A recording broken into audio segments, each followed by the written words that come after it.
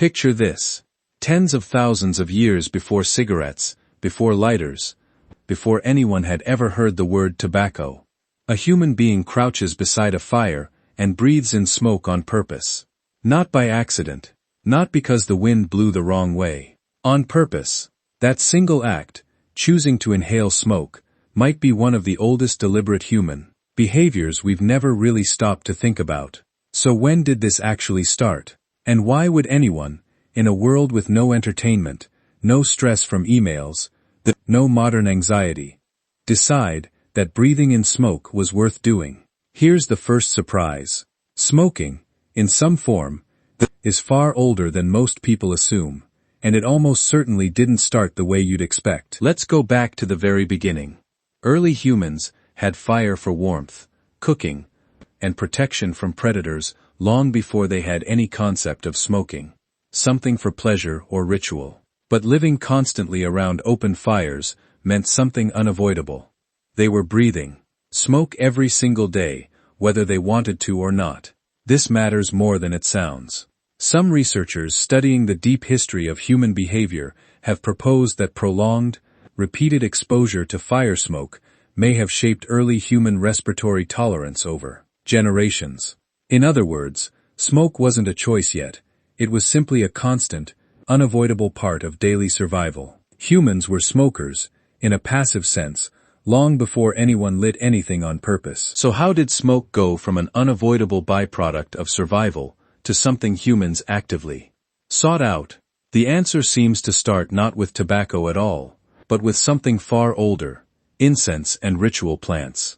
Archaeological evidence suggests that as far back as tens of thousands of years ago, early humans began burning specific plants, resins and herbs not for warmth, but for their smoke itself.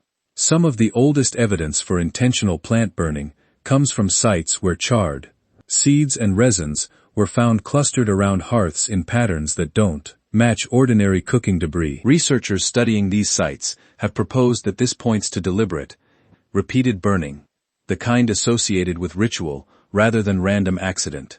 Why would smoke matter so much to ancient humans, if not for the chemical effects we associate with smoking today? The leading theory ties back to something deeply human: the need to make sense of the world. Smoke rises, it curls, it vanishes into the air in ways that look almost alive. To early humans without any scientific explanation for combustion, smoke must have looked like something escaping into another realm, a visible substance that simply disappeared. Many anthropologists studying ancient ritual behavior argue that this visual property is exactly why smoke became associated with spiritual communication across so many unconnected ancient cultures, independently, on different continents. This is where the story takes its first real turn. Before smoking was about nicotine, addiction, or relaxation, it was about communication. Specifically, communication with the dead, with spirits, or with whatever ancient humans believed existed beyond the physical world. Burning specific plants and herbs as offerings, watching the smoke rise toward the sky, became a way of sending something upward. A message, a prayer, a connection to ancestors or gods. This single idea echoes across nearly every ancient civilization we have evidence for. Mesopotamian temples burning aromatic resins, ancient Egyptian priests burning frankincense during religious ceremonies, early shamanic cultures across multiple continents burning specific plants during spiritual rituals. So smoke, long before it became smoking, as we understand it, was sacred technology, a tool for reaching beyond the visible world. Now here's where tobacco specifically enters the picture.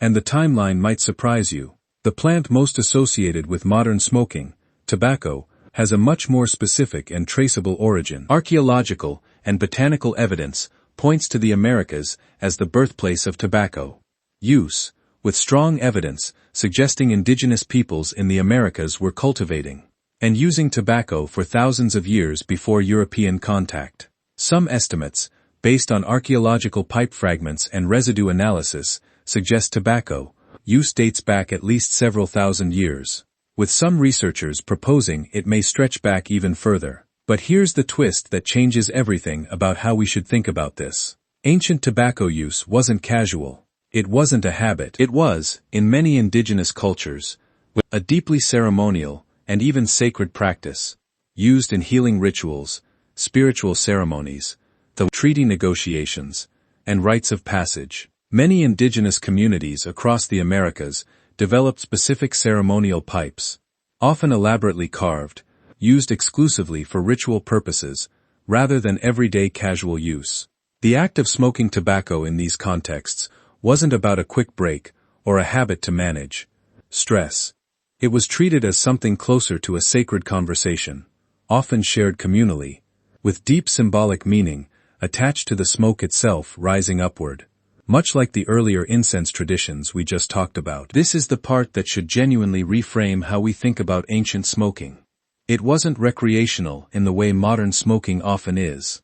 It was intentional, ritualized, and carefully controlled, often reserved for specific ceremonies, specific people, or specific moments, not everyday consumption. So if ancient tobacco use was so deliberate and ceremonial, how did it eventually become the casual, everyday habit most associated with smoking today? This is where history takes a sharp and important turn. European contact. When European explorers arrived in the Americas, starting in the late 15th century, they encountered tobacco use for the first time and brought the plant back to Europe. Within just a few generations, tobacco transformed from a sacred indigenous ceremonial plant into a casual commodity traded, sold, and consumed recreationally across an entirely different continent, stripped of much of its original ceremonial context. This shift is enormous, and it's worth sitting with for a moment. A practice that had been carefully ritualized and spiritually significant for thousands of years became, within a relatively short span of time, an everyday recreational habit consumed without any of its original cultural framework. The smoke stayed the same. The meaning around it changed almost entirely. By the 17th century, tobacco use had spread rapidly across Europe, Asia, and Africa, through trade routes and smoking pipes, and eventually rolled tobacco products became common across multiple continents, no longer tied to the specific ceremonial origins that had shaped it for thousands of years prior. This raises a fascinating question about human behavior more broadly. How does something so sacred, so carefully controlled, become so casual? The answer seems to lie in something universally human. When a behavior produces a noticeable physical effect, whether that's a feeling of calm, focus, or alertness, humans tend to separate that effect from its original cultural meaning. Over time, especially once it crosses into cultures with no connection to where that behavior began. It's a pattern we see again and again throughout human history. Practices that started as sacred or ceremonial, among many other examples throughout history, often become secularized, commercialized, and routine once they spread far enough from their origin. So let's step back and really look at the full arc here. Smoke entered human life first as an unavoidable companion of fire, something breathed in simply because humans lived close to flames, for warmth and survival. It then became something humans actively sought out, not for pleasure, but to reach something beyond the physical world, a tool believed to carry messages upward, toward spirits, gods, or ancestors. Eventually, with the specific introduction of tobacco from the Americas, smoking took on an entirely new identity, one deeply tied to indigenous ceremony, healing, and sacred communal practice. And only in the last few centuries, a tiny fraction of the full timeline we're just walked through, did smoking become the casual, everyday, commercialized habit most people associate with the word today. Which means the modern image most people have of smoking, a quick habit, a stress reliever, a casual choice, represents only the most recent, and arguably the most stripped-down, version of a practice that spans tens of thousands of years of human history. So here's the real question worth sitting with. If ancient humans treated smoke as something sacred, something deliberate, something meant to carry meaning far beyond the simple act of inhaling and exhaling, what does it say about how easily humans can take something profound and slowly drain the meaning out of it,